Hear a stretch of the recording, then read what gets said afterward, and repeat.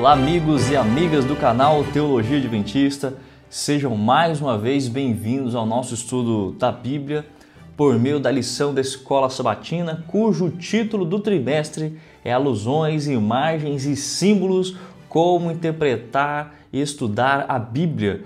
Você seja muito bem-vindo para nós darmos então sequência a esse estudo e hoje nós vamos estudar a lição de número 12, Precursores dos Eventos Finais. E nós já estamos na penúltima lição deste trimestre. Você conseguiu, você avançou do primeiro até a 12ª lição. Que coisa maravilhosa! E você já está preparado ou preparada para a lição do trimestre seguinte?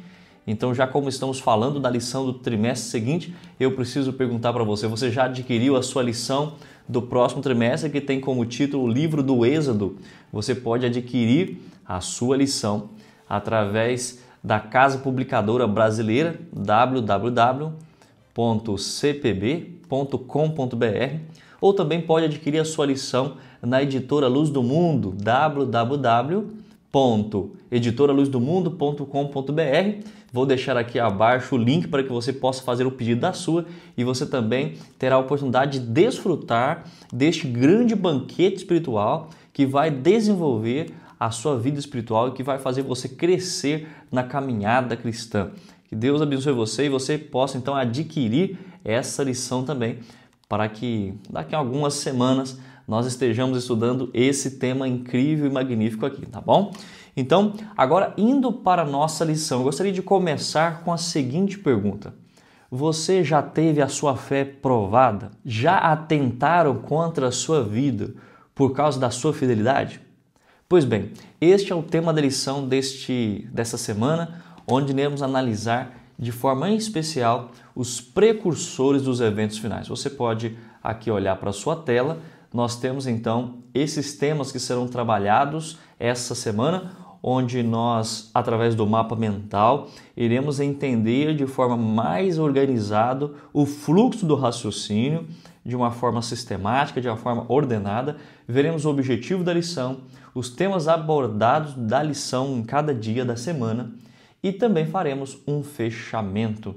Então você tem nos temas abordados aqui, nós vamos relatar sobre a história de Daniel 3 e também as ações dos apóstolos por ocasião do primeiro século após a ascensão de Cristo, principalmente no que diz respeito a Atos capítulo 12. Mas qual que é o objetivo da lição dessa semana? O autor da lição faz uma comparação com a prova de fidelidade dos 3 amigos de Daniel, que tinham o nome Misael, Ananias e Azarias, os nomes foram trocados pelo rei Nabucodonosor, Sadraque, Mesaque e Abednego, assim eles ficaram conhecidos. Então, nós veremos essa semana a prova de fidelidade desses 3 jovens amigos de Daniel que foram fiéis a Deus e também veremos a fidelidade dos apóstolos da igreja primitiva, como Pedro, que com fidelidade eles exerceram fé em tempos difíceis e nós também somos chamados a exercer a nossa fé por ocasião da perseguição do tempo do fim. Essa é a correlação que o autor da lição vai trazer para nós. E é interessante que o objetivo da lição dessa semana é destacar uma coragem notável daqueles servos de Deus que viveram em épocas passadas, mas que já foram precursores do tempo do fim, porque eles reagiram de maneira positiva diante de circunstâncias negativas, não é mesmo? E eles também encontraram paz de espírito nas circunstâncias difíceis. O que é um precursor? É o anunciador, é aquele que é o arauto, né, da verdade, e como ele se portar no tempo ali na sua época, iremos também ter que como nos comportar no tempo do fim. Como na semana anterior nós estudamos a história de Ruth e Esther, essa semana estudaremos a história de Misael, Ananias e Azarias e também a história de Pedro. E nós veremos que esses foram pioneiros no que diz respeito a viver a fé, a ter coragem, a ter uma notável disposição de servir ao Senhor. E nisso nós podemos lembrar da terceira lei de Newton. Toda ação gera uma reação. Se a ação dos governantes, se existir uma opressão política, qual será a sua reação? Se tiver uma ação levando todos a guardarem um outro dia e obrigando a transgredirmos os mandamentos de Deus, inclusive o sábado, qual será a sua reação? Se for exigido que você perca a sua vida por amor a Cristo e os seus mandamentos, você terá coragem de dizer sim, eu permaneço com Cristo? Ou você abandonará a sua fé? É isso que nós iremos notar nessa lição. Então, os temas abordados durante a semana serão os temas de Daniel e a Igreja Apostólica. A história de Daniel, no capítulo 3, ela vai abordar a lição de domingo, de segunda e terça-feira. E a parte sobre a Igreja Apostólica e a sua fidelidade, veremos na parte de quarta e quinta-feira. Então, indo aqui para a parte de domingo, nós temos o título da parte de domingo, que é Daniel 2 e a interpretação historicista. E talvez você esteja se perguntando o que é interpretação historicista. No começo das lições deste trimestre, as primeiras lições, eu expliquei que interpretação historicista é a interpretação que nós, adventistas do sétimo dia, adotamos para interpretar a Bíblia, onde a própria Bíblia interpreta a si mesmo, se utilizando dos elementos que são dados na história. Ou seja, nós analisamos o texto bíblico, comparamos textos com outros textos e vemos que esses elementos proféticos, eles se cumprem ao longo da história, seguindo a história. E nós vemos que Daniel capítulo 2, a apresentação do sonho do rei Nabucodonosor, e ali apresenta para nós a sequência dos impérios que dominariam a terra, é a predição da história mundial sendo expressada aqui em Daniel capítulo 2. Eu tinha dito que o capítulo 3 nós trabalharíamos a parte de domingo, segunda e terça, mas na verdade a parte de domingo é sobre o capítulo 2, que vai ser uma base para entendermos o capítulo 3. Então aqui nos sugere ler o capítulo 2 de Daniel. Você precisa entender o contexto. Rei Nabucodonosor tem um sonho e ele acorda e não se lembra daquele sonho, mas sabe que é algo importante. O que acontece logo em seguida? Ele mais uma vez dorme e sonha o mesmo sonho. Acorda e mesmo assim não lembra do sonho que ele teve, mas ele sabe que é algo muito importante e ele achava, os deuses querem me dizer alguma coisa. É claro, na ideia de um rei pagão, não é mesmo? E aí ele chama todos os sábios, todos os intérpretes, todos os feiticeiros, todos aqueles que eram os magos da Babilônia, e eles não conseguem dizer para o rei qual era o seu sonho, porque o rei não conta a história pedindo que eles interpretem depois que ele conta. Ele diz, vocês terão que dar a explicação do que eu sonhei e também farão a interpretação do que representa esse sonho. Senhor, isso ninguém pode fazer entre os viventes? Diga-nos o sonho e daremos a interpretação, assim diz o rei Nabucodonosor. Mas eles não conseguem, o rei manda matar todos os sábios, e aí chega o momento em que o chefe da guarda chega na casa de Daniel e de Misael, Ananias e Azarias e dizem, olha, vocês vão morrer porque vocês fazem parte dos sábios, e o rei está chateado porque ninguém conseguiu interpretar o seu sonho e por isso todos irão morrer. Daniel então ali pede um tempo para que ele possa orar e que Deus possa revelar o sonho. Deus responde a oração de Daniel e de seus amigos. Ele recebe a revelação do que o rei sonhou e também a sua interpretação. E aqui a partir do versículo 31 nós já estamos na interpretação que Daniel faz para o rei Nabucodonosor, e então iremos entender aqui o que está no versículo 31, que diz assim, tu, ó rei, estavas vendo, e eis aqui uma grande estátua. Esta que era imensa e de extraordinário esplendor, estava em pé diante de ti, e a sua aparência era terrível. A cabeça era de fino ouro, o peito e os braços de prata, e o ventre e os quadris de bronze. As pernas de ferro, os pés em parte de ferro e em parte de barro. Perceba que ele tem uma visão de uma grande estátua. E essa estátua, ela se divide em materiais, em metais diferentes. À medida que o metal da cabeça é mais valioso, e sucessivamente esses metais eles são substituídos por metais de inferior valor. E aí nós temos a prata depois o bronze, e depois o ferro, e depois o barro. Não é mesmo? Ao verso 33 diz que as pernas de ferro e pés em parte de ferro e em parte de barro. E o verso 34, quando estavas olhando, uma pedra foi cortada sem auxílio de mãos, feriu a estátua dos pés de ferro e de barro e os esmiuçou. E aí no verso 38, 37, 38 diz assim, tu, ó rei, rei dos de reis, a quem o Deus do céu conferiu o reino, o poder, a força e a glória. Aqui Daniel aproveita para pregar a palavra e diz, olha, o Senhor é cabeça de ouro, ó rei Nabucodonosor. Tu é o rei de reis, o Senhor governa todos os impérios, mas quem conferiu esse poder e esse reino ao Senhor é o nosso Deus, o Deus verdadeiro. Então, a cabeça de ouro é você e a Babilônia. No verso 39, nós temos o texto seguindo assim, depois de ti se levantará outro rei inferior ao teu, ou outro reino inferior ao teu, e um terceiro reino, esse reino de bronze, o qual terá domínio sobre toda a terra. O quarto reino será forte como o ferro, pois o ferro a tudo quebra e esmiuça.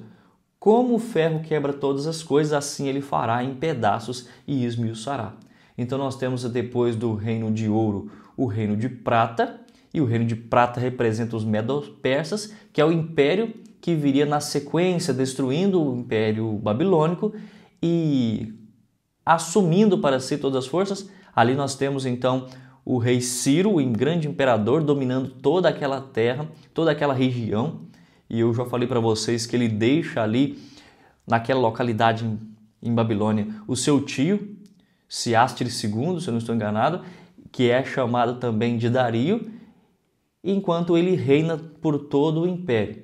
Na sequência nós temos o quadril de bronze, que representa a Grécia, que é dominada através de Alexandre o Grande. E os gregos, Alexandre o Grande morre e o reino é dividido em 4 partes, que são generais de Alexandre o Grande, né? Cassandro, Lisímaco, Ptolomeu, e estamos esquecendo aqui o terceiro agora. E o ferro, que representa Roma, que dominaria o mundo depois.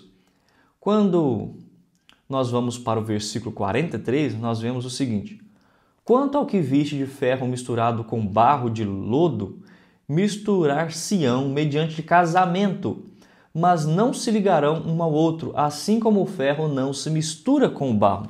E você precisa perceber, meu caro amigo, meu irmão e irmã, que a lição aqui no segundo parágrafo falou sobre essas misturas ou esses casamentos que foram feitos por reinos e reis com a finalidade de novo, unificar todos os reinos. Porque percebam, até ali o reino de ferro, um reino apenas dominava o mundo inteiro.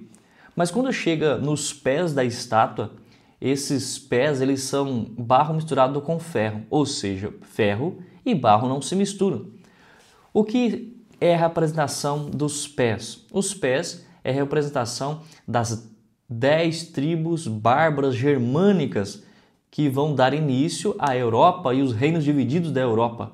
E aqui Daniel está explicando que chegaria um momento na história em que os reinos seriam divididos e que através de alianças por meio de casamentos eles tentariam unir novamente todos os países, todos os estados, a fim de que tenha um único reino que domine sobre toda a terra. E eles não conseguem. Foi até isso que tentou fazer Adolf Hitler na Segunda Guerra Mundial, mas ele não teve sucesso porque a profecia dizia que ferro e barro não se misturam. E aí, a nível de curiosidade, eu trouxe para vocês verem aqui que ferro e barro são os reinos da Europa e a mistura não acontece por meio dos casamentos. Até tentam, mas historicamente falando, eles são frustrados. Por quê? Porque existia uma profecia. Olhem só, historicamente, vários casamentos entre nobres germânicos e romanos foram tentativas de promover alianças políticas e estabilidade. Por exemplo, houve casamentos entre membros das famílias imperiais romanas e chefes bárbaras com um único objetivo: unificar todo o país novamente em um único reino. No entanto, essas uniões raramente resultavam numa verdadeira fusão cultural ou política duradoura. Eles buscavam manter suas próprias identidades e tradições, o que dificultava uma unificação completa. Por isso, apesar dos esforços, nunca houve uma reunificação real dos reinos. Quer ver só? Existem alguns exemplos.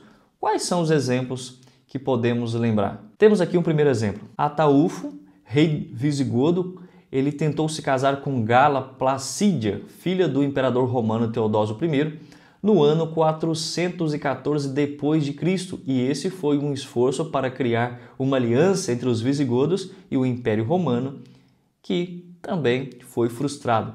Não conseguiram o seu objetivo primário. Depois temos o segundo exemplo de Recaredo I, rei visigodo, e uma nobre franca, o que também visava a aproximação política com os francos. Mesmo assim, essas alianças não resultaram numa verdadeira fusão duradoura dos reinos, como aqui a lição falou. Mas a partir, então, a lição, depois de comentar isso, ela traz a pergunta número 1, que diz: leia Daniel 2, do verso 31 até o 45, qual foi o sonho de Nabucodonosor e qual a interpretação dada por Daniel. Então nós vimos qual foi a interpretação que Daniel deu. Mas aqui no verso 44 e 45 há um ponto central que nós precisamos terminar a leitura para entendermos. E diz assim: mas nos dias destes reis, que reis? O rei da Babilônia, o rei da Medo-Pérsia, o rei da Grécia, o rei da Roma e os reinos divididos da Europa.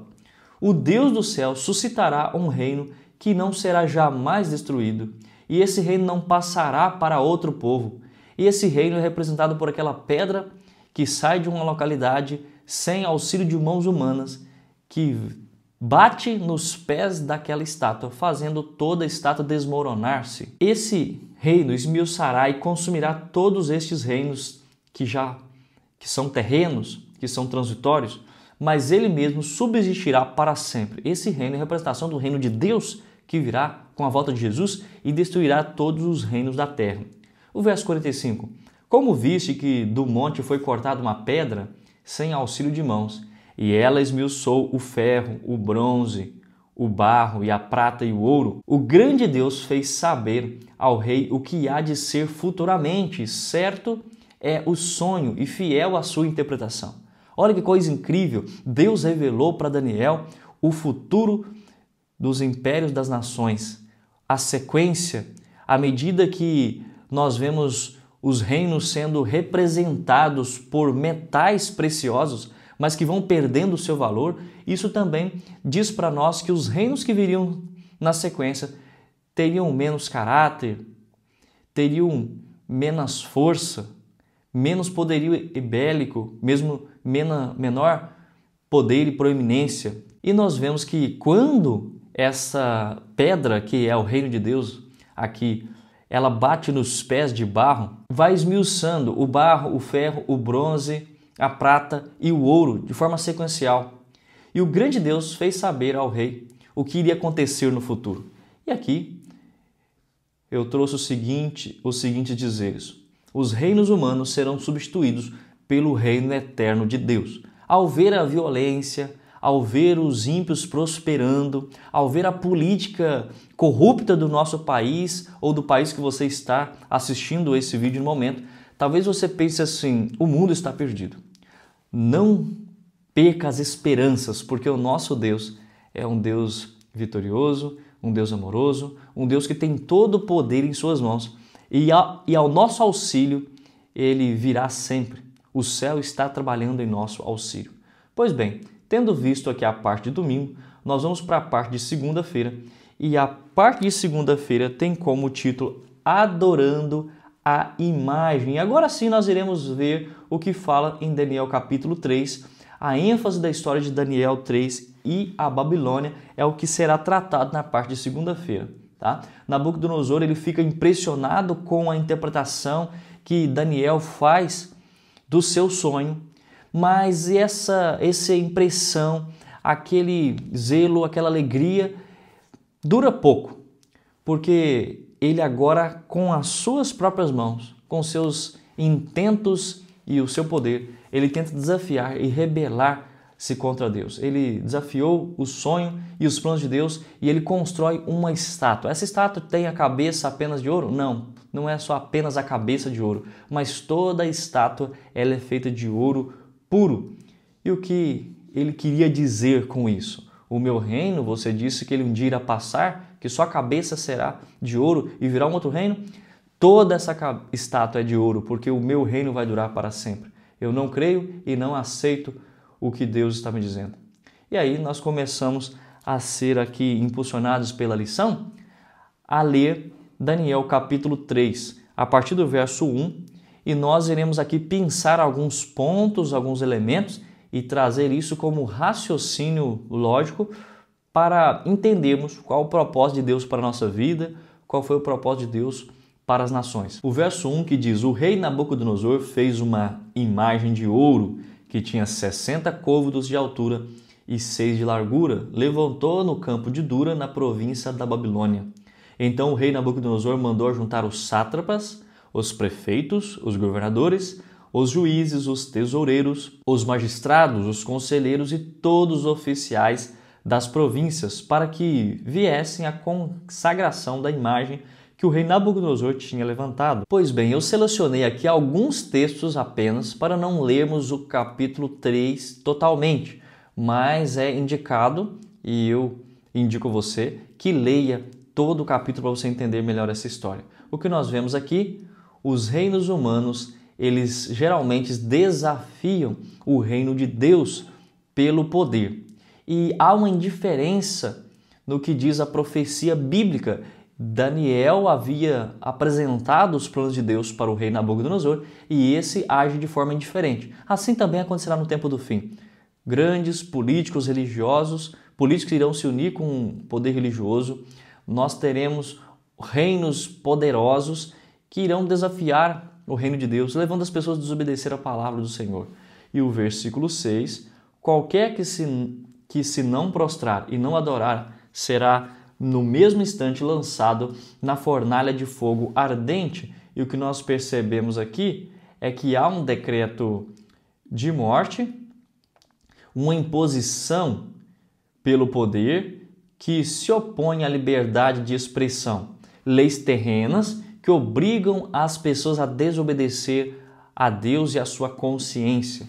E aí o verso que nós acabamos de ler, qualquer que não se prostrar, não adorar, vai ser lançado na fornalha de fogo ardente, é um decreto de morte. Se você não segue aquilo que eu estou colocando como lei, você será morto, você é oprimido a fazer aquilo que eu quero, porque do caso contrário, você será morto, perderá a sua liberdade de comprar, de vender, você perderá a sua liberdade de ir e vir, de expressar a sua opinião e vai morrer.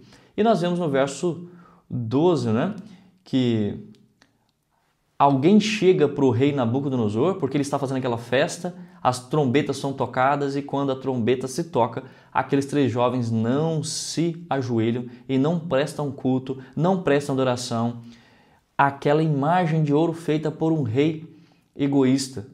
E aqui no verso 12 nós temos o texto: há uns homens judeus aí que tu constituíste sobre os negócios da província da Babilônia, se chama Sadraque, Mesaque e Abednego. Estes homens, ó rei, não fizeram caso de ti, aos teus deuses, e não servem nem adoram a imagem de ouro que levantaste. Então imagina a cena, todos se ajoelhando e apenas os 3 ficando de pé. Nós aprendemos algumas coisas com essa história. A inveja, não é mesmo? Aquelas pessoas que não adoram a Deus, ao verem alguém adorando a Deus de forma precisa, com consagração, com amor, dedicação, zelo, empenho, eles são dotados de inveja. E eles pensam, não, isso não é possível. Se eu sou aqui oprimido, se eu sou obrigado a adorar essa imagem de ouro, por que esses jovens não são? Então não basta eu apenas seguir a lei do governo. Eu preciso que aqueles que não seguem sejam obrigados a seguir. E aí nós vemos que os outros é que levam o caso ao rei. Assim também será no tempo do fim.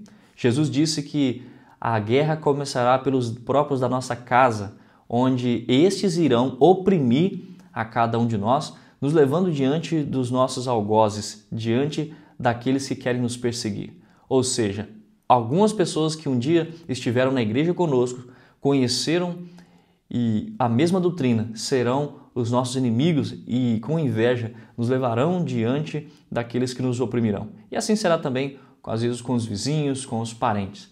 Nós, na sequência, vemos que esses jovens eles não se ajoelham diante da estátua, eles demonstram que são fiéis. E no verso 17 diz assim: se o nosso Deus, a quem servimos, quer livrar-nos, ele nos livrará da fornalha de fogo ardente das tuas mãos, ó rei. É o que Sadraque, Mesaque e Abednego respondem para o rei, porque o rei queria os obrigar e disse: olha, eu vou dar mais uma chance. Eu vou tocar a trombeta novamente, pedir que eles toquem a trombeta novamente, e vocês devem ajoelhar e adorar. Eu vou fingir que nada aconteceu e a vida segue normalmente. E assim ele faz. Mas novamente os jovens dizem: não iremos adorar, não iremos nos prostrar, não iremos adorar a outro ser que não seja Deus, porque nós conhecemos os mandamentos do Senhor. Se não, se Deus quiser nos livrar, Ele nos livrará. Se não, fica sabendo, ó rei, que não serviremos aos teus deuses, nem adoraremos a imagem de ouro que levantaste. E aqui nós podemos tirar algumas lições, pensar alguns elementos. Eles não amaram a própria vida, assim como aqueles que estão descritos em Hebreus capítulo 11, nós vemos aqui também que eles não amaram a própria vida, mas amaram primeiramente o Senhor e a obediência aos seus mandamentos. Eles negaram a si mesmos pelos princípios do reino de Deus. Eles preferiam viver em conformidade com o querer de Deus e não estavam preocupados. Se Deus os livrasse, muito bem, mas se Deus não o livrasse, eles continuariam firmes no seu propósito. Você teria essa coragem de viver e ser fiel a Deus nas circunstâncias? Algumas pessoas pensam assim: nossa, eles poderiam ter fingido ali que estava amarrando os cadastros, ou afivelando as sandálias. Mas vocês precisam entender uma questão. Livrando ou não, nossa fé ela é fruto de uma comunhão que não será quebrada pela opressão. Você tem comunhão com Deus, você busca diariamente ao Senhor e ora, estuda, e o seu prazer está na lei de Deus e nela medita de dia e de noite, como diz o salmista no capítulo 1. Se você tem essa facilidade, você vai enfrentar a opressão, você vai enfrentar de uma maneira notável, com coragem. Por quê? Porque você aprendeu a ter paz interior mesmo em momentos difíceis. E isso é alcançado apenas por aquele que tem comunhão com Deus. Outra coisa que nós podemos entender aqui é que se eles fingissem que estavam amarrando as suas sandálias ali, abaixando, fingindo, a dubiedade em tempo de crise é vista por Deus como traição. Eu e você não podemos ter uma fé que demonstre dubiedade. Nós precisamos ser fiéis e deixar bem claro para as pessoas quem somos, o que cremos e ao Deus que servimos e por quê. Porque através da nossa fé, pessoas confiarão nesse Deus também. Pessoas passarão a adorar a Deus mediante a nossa comunhão com Deus. E nós lembramos que a lição falou aqui na parte inferior da parte de segunda-feira. Quem é fiel no pouco também é fiel no muito. E quem é injusto no pouco também é injusto no muito. Lucas 16, versículo 10. E aí eu venho perguntar para você: você é fiel no pouco? Se você é fiel no pouco, você será fiel no muito. Ou seja, se nos pequenos detalhes da vida você consegue ser fiel, você também conseguirá ser fiel diante de questões grandiosas, diante de crises tão intensas como essa que foram provados aqui os amigos de Daniel e o próprio Daniel também depois, não é mesmo? Aí a pergunta que fica é: quando você é fiel no seu devocional e você não vende-se por nada, você é honesto, você tem um tempo determinado para estudar a sua Bíblia, você tem um tempo determinado para orar, para fazer as suas reflexões espirituais, se você é fiel na guarda do sábado, se você é fiel a Deus no que diz respeito à alimentação, porque a Bíblia diz: quer comais ou bebais ou façais qualquer outra coisa, precisamos fazer tudo para a honra e glória de Deus. Você é fiel no que diz respeito a controlar o apetite, você é fiel em entregar os dízimos e ofertas como Deus pede de nós, você tem sido fiel no que diz respeito à pureza com o que você está vendo nas redes sociais, o que você assiste na sua televisão ou no seu aparelho celular. Se você é fiel nessas coisas e busca pureza, você também será fiel no tempo do fim. Agora, se você hoje vai cedendo a coisas pequenas, você chegará um momento que irá ceder também nas provas grandes. É isso que a lição quer deixar para nós aqui hoje. Então, tendo visto isso, nós podemos agora ir para a parte de terça-feira. E a parte de terça-feira tem como o título Adorando a Imagem Novamente. Então, nós temos na parte de segunda-feira Adorando a Imagem de Nabucodonosor. E no futuro, em Apocalipse agora, teremos novamente uma opressão, onde as pessoas irão se utilizar do discurso religioso, utilizar-se do seu poder governamental para oprimir e levar as pessoas a adorar a imagem. E dessa vez, essa imagem não é uma imagem literal de ouro, mas todo o princípio que nós vemos na história de Daniel 3 é visto aqui também, todos os pontos. E o que nós veremos aqui? A ênfase no Apocalipse, agora no tempo do fim e no Apocalipse. E na sequência nós somos indicados a ler o texto de Apocalipse 13, verso 11 ao 17. Que contraste o Apocalipse apresenta entre os mandamentos de Deus e os mandamentos humanos. Nós veremos nessa lição um decreto dominical, nós veremos nessa lição de terça-feira um decreto de morte e nós veremos alguns pontos muito importantes aqui. Vamos ler a partir do verso 11, então, que diz: Vi ainda outra besta emergir da terra, possuía 2 chifres, parecendo cordeiro, mas falava como dragão. Exerce toda a autoridade da primeira besta na sua presença. Faz com que a terra e os seus habitantes adorem a primeira besta, cuja ferida mortal fora curada.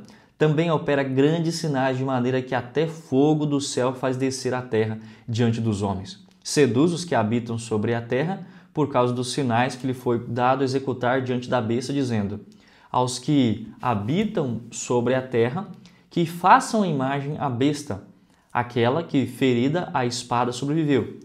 Ele foi dado comunicar fôlego à imagem da besta, para que não só a imagem falasse, como ainda fizesse morrer quantos não adorassem a imagem da besta. A todos os pequenos e os grandes, e os ricos e os pobres, os livres e os escravos, faz que lhe seja dada certa marca sobre a mão direita ou sobre a fronte, para que ninguém possa comprar ou vender, senão aquele que tem a marca, o nome da besta ou o número do seu nome. Aqui nós podemos ver então os pontos elementares, pontos chaves, para que nós entendamos o decreto dominical e o decreto de morte. Vamos tentar entender aqui o que nós estudamos. Então nós vemos aqui falando de uma besta. Essa besta que surge da terra é uma representação dos Estados Unidos da América. A besta que surge do mar é o poder romano papal, exercendo a sua supremacia durante 1260 anos. Agora temos a besta que surge da terra, um lugar com pouca densidade demográfica, onde começam a viver com um propósito, com um lema: uma terra sem rei e uma terra sem papa, onde há liberdade de expressão, onde há liberdade religiosa. Quando diz que esse poder vai fazer fogo descer do céu, temos uma alusão àquilo que acontece lá em 1 Reis, capítulo 18, a história de Elias, onde Deus faz descer fogo do céu e ele demonstra o seu poder. Ele é o Deus que deve ser adorado. Temos também ali na sarça ardente de Êxodo 3, Deus aparecendo para Moisés como chamas de fogo. Temos também o fogo descendo sobre os apóstolos por ocasião do Pentecoste. Ou seja, o fogo na Bíblia ele é representado quando Deus se manifesta com fogo. Ele está dizendo: eu sou Deus e vocês precisam me adorar. Então, fazer descer fogo do céu é que Satanás dará poder à besta para que ela faça milagres, prodígios e levem as pessoas a adorarem a besta pelo que ela faz, pelos seus sinais. E ela vai seduzir e enganar as pessoas. E esta besta, ela faz uma cópia, ela faz uma imagem da besta. Ela dá poder ao protestantismo apostatado, de tal forma que quem vai assinar o decreto dominical serão aqueles que são os protestantes que irão perseguir o povo remanescente. Os protestantes apostatados que lançam mão dessa ideia errada de desobedecer os mandamentos de Deus, que diz que não precisa mais guardar o sábado, que quando alguém morre, ele fica vagando por aí, ou ele já vai direto para o céu ou para o inferno. Essas doutrinas são doutrinas não bíblicas e eles irão se unir com aquilo que é semelhante entre eles e irão perseguir o povo remanescente de Deus que pensa diferente deles. Aí a imagem da besta, a cópia, não é o poder romano, como já dizemos aqui, mas a cópia é o poder protestante, ou seja, os Estados Unidos irá dar poder para as igrejas protestantes e essas irão então perseguir o povo de Deus. Os Estados Unidos, eles comunicará fôlego para essa cópia, para essa imagem da besta.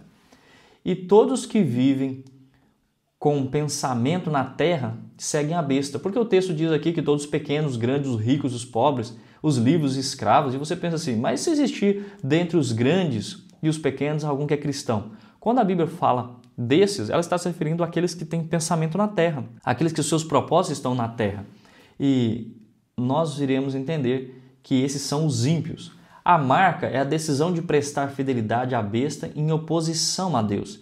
E essa marca é colocada na testa e nas mãos, ou seja, é algo consciente, as pessoas saberão o que estão fazendo e mesmo assim continuarão desobedecendo a Deus e seguindo seus próprios interesses. Essa marca na mão tem a ver com o trabalho, ou seja, obrigados a trabalhar no sábado e aguardar um outro dia, que é o domingo, o decreto dominical. O mesmo princípio que foi colocado ali em Daniel 3 se verá novamente no tempo do fim, como é representado e explicado em Apocalipse capítulo 13. Nós vemos aqui no versículo... Nós vemos que a lição, ela indicou também na pergunta 5, leia Romanos 1, o verso 18 até o 25, e veja a ligação entre Romanos 1, 18 e Apocalipse 14, 9 e 10, acerca da ira de Deus. A adoração à imagem seria apenas uma manifestação do princípio relacionado com a autoridade a quem realmente adoramos? Vamos ler então Romanos 1, verso 18, 19, 20 e o 25, que é o que eu julguei ser mais oportuno para esse momento. A hora de Deus se revela do céu, a ira de Deus se revela do céu contra toda a impiedade e perversão dos homens que detêm a verdade pela injustiça. Ou seja, as pessoas trocam a verdade de Deus, que é a justiça, que é a obediência aos mandamentos, pelo contrário, que é a injustiça. Porquanto o que de Deus se pode conhecer é manifesto entre eles, porque Deus lhe manifestou. Porque os atributos invisíveis de Deus, assim o seu eterno poder, como também a sua própria divindade, claramente se reconhecem, desde o princípio do mundo, sendo percebidos por meio das coisas que foram criadas, tais homens são, por isso, indesculpáveis. O texto está dizendo que nós somos indesculpáveis porque, pela própria lei da natureza, nós conseguimos enxergar que Deus ele é eterno, que Ele tem poder, que Ele é divino, não é mesmo? E precisamos claramente conhecer Deus, mesmo se não existisse Bíblia, o argumento teológico aqui, teríamos a palavra de Deus, a natureza, como a palavra de Deus. O verso 25, pois eles mudaram a verdade de Deus em mentira, adorando e servindo a criatura em lugar do Criador, o qual é bendito eternamente. Amém. E aqui nós vemos então que a ira de Deus ela é manifestada contra aqueles que não obedecem ao Senhor, né? Eles preferem obedecer os seus interesses e ao poder governamental do que adorar a Deus, e por isso receberão a ira de Deus sobre eles. A divindade de Deus é claramente ser reconhecida pela natureza, como eu já falei. Adorar significa se prostrar, ajoelhar-se diante de alguém e prestar lealdade suprema. Por isso que as pessoas que adorarão a imagem da besta automaticamente não adorarão a Deus, porque não existe dubiedade na adoração. E é por isso que nós lembramos aqui, ou melhor, a lição fez uma conexão no último parágrafo da lição da parte de terça-feira. Quem não é por mim é contra mim, quem comigo não ajunta, espalha. Mateus 12, verso 30, são palavras do próprio Jesus. E o que significa isso? Não existe meio termo, nem lugar neutro quando o assunto é adoração. Então, o que eu assisto não é neutro. O que eu faço não é neutro. Os locais que eu frequento não são neutros. As músicas que eu ouço, não existe um estilo de vida neutro, em outras palavras. Aquilo que você faz determina de que lado você está. Até existe uma alegoria, né? Não sei se você já ouviu, com certeza você já ouviu. Se não ouviu, você vai ouvir agora. E se você já ouviu, você vai ouvir novamente. É a história de que um homem, ele teve um sonho. É uma história fictícia, uma história inventada, mas que tem um objetivo, uma finalidade muito interessante, uma lição esplendorosa. E esse homem, ele sonha, e no seu sonho ele está em cima do muro. E ali em cima do muro, ele olha para um lado, o seu lado direito, está Jesus. E Jesus o convida, o chama, clama a ele para que se entregue a Cristo, ao seu reino e viva por ele, que abandone os maus pecados. E ele está em cima do muro e do outro lado do muro, enquanto ele olha para o lado esquerdo, ele vê Satanás. E Satanás não o convida, apenas fica com os braços cruzados e não o convida, não insiste com ele. Do outro lado, Jesus continua insistindo, e ele então faz a pergunta para Satanás: Satanás, por que enquanto Jesus está insistindo comigo, você não fala nada? E Satanás dá uma gargalhada e diz: é porque o muro é meu. O fato de você estar em cima do muro já diz que você é meu. Ou seja, o fato de você estar indeciso já mostra que você está do meu lado. Não existe meio termo, não existe em cima do muro. Ou você está do meu lado, ou você está contra mim. É isso que o texto que nós lemos aqui em Mateus 12:30 está dizendo: quem não é por mim é contra mim. Quem comigo não ajunta e espalha. Não existe meio termo. Se você é de Cristo, você sempre demonstrará que você é de Cristo pelo que você faz, pelo que você pensa, como você fala, como você veste, como você come, aquilo que você assiste na televisão, aquilo que você ouve. Ah, não, mas eu sou cristão, mas eu gosto dessas músicas aqui sertanejas, dessas músicas aqui, né, de forró, de funk. Não existe caminho neutro. Se nós buscarmos nos relacionar com o mundo dessa forma, isso de alguma forma nos influenciará para o mal, porque é Satanás o grande originador dessas músicas, desses filmes, dessas ideias, desse secularismo. Então, nós vemos isso aqui. Agora nós podemos sim ir para a parte de quarta-feira, e aqui nós entraremos agora no assunto da Igreja Apostólica, onde será abordado os cristãos versus os judeus, os romanos. Principalmente, nós veremos na lição de quarta-feira a perseguição da Igreja Apostólica, e nós então veremos que os cristãos eram odiados por dois grupos. Esses dois grupos eram os judeus, que eram compatriotas, assim como eles, e os romanos, que eram a oposição. Quais os elementos de Atos 12 pré-anunciam os eventos finais? É a pergunta aqui, número 6. Então, nós iremos ler aqui este texto sugerido pela lição e vamos conseguir tirar algumas lições para nós. A história de Atos 12, verso 1 e 2, que diz: por aquele tempo mandou o rei Herodes prender alguns da igreja para os maltratar. Olhem só, no tempo do fim, isso também acontecerá. Haverá uma prisão, né? A perseguição, prisão. Para desmotivar a fé dos primeiros cristãos, Herodes fez isso. No final dos tempos também haverá perseguição para desmotivar você de continuar orando, de continuar obedecendo, de continuar guardando os mandamentos de Deus. E verso 2, fazendo passar a fio da espada Tiago, irmão de João. O filho de Zebedeu, Tiago, é morto aqui para desencorajar a fé dos outros. Vamos oprimir, vamos matar alguns para que os outros possam abandonar esse tipo de pensamento. Assim também acontecerá no tempo do fim. Haverá perseguição, haverá morte, haverá prisões. E eu vou explicar um pouco mais daqui a pouco sobre isso. O verso 3 diz: vendo ser isto agradável aos judeus, prosseguiu, prendendo também a Pedro, e eram os dias dos pães asmos. Nós vemos aqui que a prisão e martírio no fim será para agradar a maioria que pensa serem os cristãos a causa dos opróbrios e das pragas. Pragas estão caindo, o opróbrio, a violência, o mal só aumenta, estamos tendo escassez de alimento, de água, problemas estão acontecendo, doenças. E quem é o culpado disso? São os cristãos que não querem viver de acordo com as leis do país. Vamos destruí-los. Esse era o pensamento que girava nos tempos apostólicos e que vai também acontecer no tempo do fim. Quando Herodes estava para apresentá-lo naquela mesma noite, Pedro dormia entre os dois soldados, acorrentado com 2 cadeias, e sentinelas à porta guardavam o cárcere. Se você estivesse preso com 2 soldados presos a você, algemados a você, você conseguia dormir sabendo que no dia seguinte você seria morto? Pedro, ele tem uma fé notável e ele entende aqui, como nós vimos no início da nossa lição, que o objetivo é mostrar que no tempo de fim é possível ter uma esperança, ter uma fé interior, uma paz interior que lhe ajude a viver de maneira tranquila em momentos difíceis. E aqui nós vemos isso. Os cristãos estarão tranquilos interiormente, pois encontraram a paz, A paz de espírito nas circunstâncias difíceis.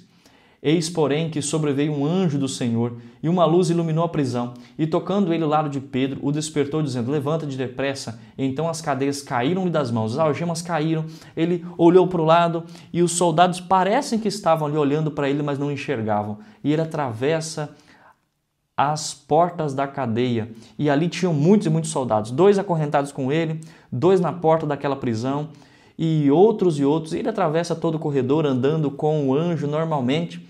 Um grande portão abre-se automaticamente, o primeiro portão automático da história, e ele sai livremente. Ele pensava que era um sonho, mas de repente ele vê, não é um sonho, é realidade. Deus, ele proveu o livramento, me livrou da prisão. E nós vemos aqui um ponto interessante. A libertação sobrenatural que aconteceu com Pedro vai também acontecer no tempo do fim. Muitos serão libertados de forma sobrenatural pelo nosso Deus. Deus nos dará a provisão necessária, suprirá todas as nossas necessidades e nos exaltará diante da opressão, mostrando que vale a pena ser fiel a Deus, vale a pena seguir a Deus.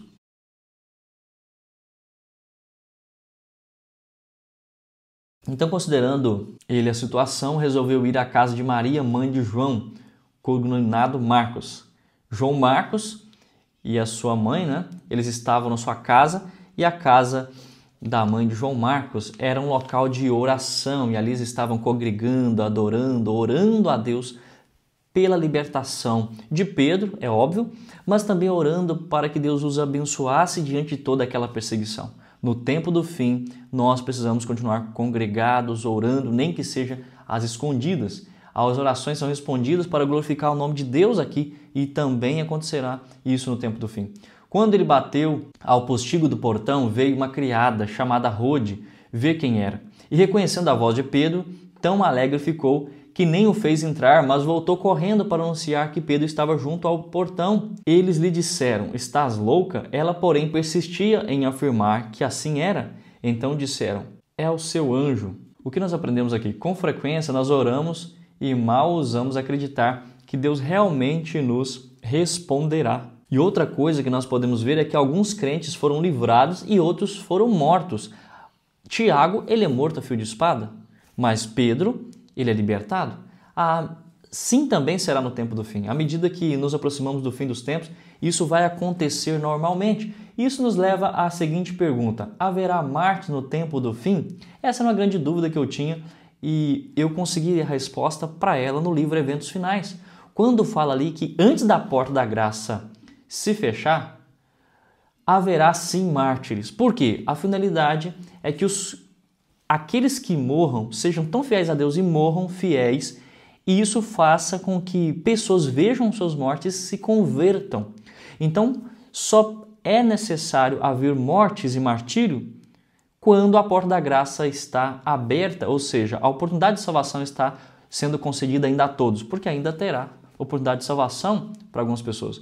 Mas após o fechamento da porta da graça, que começam a cair as pragas, não há necessidade que haja mártires. E o livro Eventos Finais vai dizer para nós que nesse momento não haverá mais mártires, porque o que geraria a morte de alguém? Nada. Então Deus não permitirá que Satanás oprima e mate-os apenas para o gosto de crueldade, Apenas para demonstrar sua crueldade. Então aqui nós temos essa explicação. Vamos agora para a parte de quinta-feira, que tem como título A Marca da Besta. E nós iremos analisar aqui que a marca da besta, ela já existe? Ela já está em vigor? Não. O que é a marca da besta? É um decreto que impõe a observância do domingo e impõe trabalharmos no sábado, porque a Bíblia diz que o sábado é o selo de Deus. E nós vemos isso, que no quarto mandamento está o selo de Deus, porque no quarto mandamento tem o nome de Deus, a função de Deus, o território que ele domina. Então, o sábado, ele é o sinal de Deus. Agora, o sinal da besta já está em vigor? Não, um dia estará. O domingo já é a marca da besta? Ainda não. Apenas quando isso for colocado como decreto nacional, impondo que as pessoas transgridam o sábado e guardem o domingo, aí sim o domingo será o selo da besta. A observância do sábado será a grande pedra de toque da lealdade, é o que diz o livro Grande Conflito, página 605. Deus vai provar de forma coletiva o seu povo mediante a guarda do sábado. E isso é uma questão de adoração. Adoramos a Deus ou adoramos a nós mesmos, nosso egoísmo, nosso prazer, nossas vontades, nossos entretenimentos? Isso será visto por ocasião do tempo do fim. O que levou os religiosos a querer matar Jesus? É o que pergunta aqui. E aqui ele nos leva a ler Mateus 12, João 5, não iremos ler aqui, mas o que fala esses textos? Curas e milagres que Jesus fez no sábado. E nós vemos também aqui a intolerância religiosa dos fariseus e dos líderes religiosos que queriam matar Jesus porque ele fazia curas no dia de sábado, porque ele curava, cuidava, ensinava as pessoas no dia de sábado. E aqui nós vemos então a intolerância religiosa que vai acontecer também no tempo do fim. Outra coisa, nós vemos aqui o uso do poder e do discurso religioso para dominar as massas, para confundir as pessoas, para enganar, levar as pessoas a fazer aquilo que eles querem. A guarda do sábado como prova coletiva no tempo do fim é apresentado aqui na parte de quinta-feira e você poderá ver que isso é apresentado nesses textos, mas também existem alguns textos importantes no livro Grande Conflito que eu gostaria de ler com você, que diz assim: mas ninguém deverá sofrer a ira de Deus antes que a verdade se lhe tenha apresentado ao espírito e consciência e haja sido rejeitada. Há muitos que nunca tiveram a oportunidade de ouvir as verdades especiais para esse tempo. A obrigatoriedade do quarto mandamento nunca lhes foi apresentada em sua verdadeira luz. Aquele que lê todos os corações e prova todos os intuitos não deixará que pessoa alguma que deseje o conhecimento da verdade seja enganada quanto ao desfecho da controvérsia. O decreto não será imposto ao povo cegamente. Cada qual receberá esclarecimento bastante para fazer inteligentemente a sua decisão. Todos terão conhecimento, todos receberão todo o conhecimento necessário para fazer a sua escolha, para tomar a sua decisão. Nada será imposto cegamente. Deus vai julgar a cada um com aquilo que conhece. Mas no tempo do fim, o sábado será a pedra de lealdade, a grande pedra de toque de lealdade para saber se as pessoas são fiéis a Deus ou não. E ainda, aqui na sequência, no parágrafo 2 da página 605, ainda diz: o sábado será a pedra de toque de lealdade, pois é o ponto da verdade, especialmente contravertido. Quando sobrevier aos homens a prova final, traçar-se-á a linha divisória entre os que servem a Deus e os que não o servem. Ao passo que a observância do sábado espúrio, que será o domingo em oposição ao dia de guarda que Deus estabeleceu na criação, ao passo que a observância do sábado espúrio, em conformidade com a lei do Estado, contrária ao quarto mandamento, será uma declaração de fidelidade ao poder que se acha em oposição a Deus. É a guarda do verdadeiro sábado, em obediência à lei divina, uma prova de lealdade para com o Criador. Ao passo que uma classe, aceitando o sinal de submissão aos poderes terrestres, recebe o sinal da besta. A outra, preferindo o sinal da obediência à autoridade divina, recebe o selo de Deus. Então veremos aqui aquilo que eu falei aqui com minhas palavras, sendo explicado agora no livro O Grande Conflito. E diante disso, como nós podemos terminar aqui esse vídeo? Como você tem guardado o sábado hoje vai dizer como será a sua atitude no tempo do fim. Lembra, no início eu disse que uma ação gera uma reação. A opressão religiosa e do poder político vai levar você e eu a termos uma atitude. Qual será a nossa atitude? De coragem? De uma fé notável? De confiarmos mais em Deus do que nós mesmos? Ou será uma falta de fé? Uma demonstração de fraqueza? De abandono dos princípios de Deus? Como você tem guardado o sábado hoje, meu querido amigo, vai dizer como será a sua atitude no tempo do fim. E aqui eu aproveito o final dessa lição para apelar ao seu coração. Como você tem guardado o sábado? Aqui tem um texto do livro Mensagens Escolhidas que diz: observando o monumento comemorativo da criação do mundo em 6 dias e do descanso do Criador do 7º dia, santificando o sábado de acordo com as suas instruções, os israelitas deviam declarar ao mundo a sua lealdade ao único e verdadeiro Deus, que é o Deus vivente, o soberano do universo. Como nós iremos demonstrar para o mundo a nossa lealdade a Deus? Seguindo as instruções de Deus com respeito a santificar o sábado de acordo com as instruções de Deus. Você tem, a pergunta que eu faço, guardado os mandamentos de Deus ou guardado o sábado de acordo com as instruções de Deus? Quais são as instruções de Deus com respeito à guarda do sábado? Nós veremos aqui como que tem sido a sua preparação para o sábado durante toda a semana e na sexta-feira para o sábado. Você tem deixado e preparado tudo para que no sábado seja um dia realmente de adoração? Ou você não prepara nada e ainda cuida das coisas no dia de sábado? Aqui tem alguns textos de Ellen White que vão trazer para você a demonstração do que o Espírito de Profecia diz com respeito a esse assunto. Muitos entram nas horas do sábado, não fazem o culto, não se prepararam, não arrumaram a casa, não deixaram as roupas passadas, não escovaram os sapatos, não deixaram a comida pré-pronta para que seja aquecida apenas no sábado, como diz o Espírito de Profecia. E aqui temos um texto para que você depois possa pausar o vídeo e ler o Espírito de Profecia, o que o Espírito de Profecia diz com respeito a esse assunto. Você tem deixado tudo pronto? Você tem aqui a demonstração do livro Orientação para Crianças, Testemunhos Seletos, de que você precisa deixar tudo arrumado e pronto para esse momento. Será que no dia de sábado é dia de ficarmos na televisão, no videogame, navegando na internet em coisas fúteis, Facebook, Instagram, nos reels, nos shorts, vendo tudo que é comum e secular? O que será que o Espírito de Profecia diz sobre isso? Antes do pôr do sol, ponde de parte todo o trabalho secular e fazia desaparecer os jornais profanos, não ficar contemplando o que é profano. Como têm sido as suas conversas no dia de sábado? E aqui há um indicador para que abandonemos as nossas conversas fúteis. Ao começar o sábado, devemos pôr-nos guarda a nós mesmos e aos nossos atos e palavras, os assuntos de negócios e planos e a conversa de negócios sobre transações do dia a dia de negócios devem ser abandonados.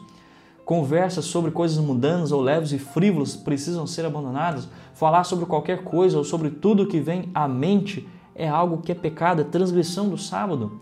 E você tem os textos do Espírito de Profecia que irão te dar aqui um esclarecimento sobre isso, que não devemos nesse dia conversar sobre assuntos comerciais, nem fazer planos, como a palavra de Deus diz. Como tem sido as suas conversas no dia de sábado? O dia de sábado você tem evitado cozinhar? Você tem preparado a comida no dia anterior e deixado apenas para aquecer no dia de sábado?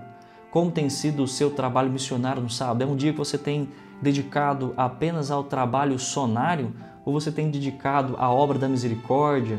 Você tem aliviado os aflitos nesse dia, confortado os tristes? Você tem feito um trabalho de amor, levado a mensagem de salvação através de uma visita, estudo bíblico, oração com aqueles que são doentes? Você tem honrado ao dia de Deus da maneira correta? Você tem evitado nesse dia a seguir alguns entretenimentos como nadar, jogar bola? Olhem só o que o Espírito de Profecia diz a esse respeito. Estamos em perigo de fazer nossa própria vontade no dia de sábado. Não é um dia para procurar prazeres, não é um dia para nadar, ir à cachoeira, ir à piscina ou jogar bola. Esse dia é um dia de buscar colocar a nossa mente, a mente de nossos filhos voltado para aquilo que é santo, justo e verdadeiro. E nós precisamos evitar viajar no sábado, como diz aqui esses textos, né? Às vezes você precisa viajar para ir até a igreja.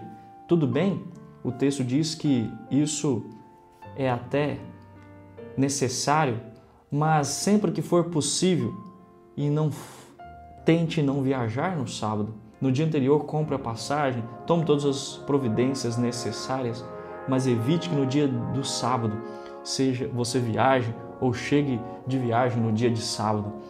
Você será que está guardando os mandamentos de Deus?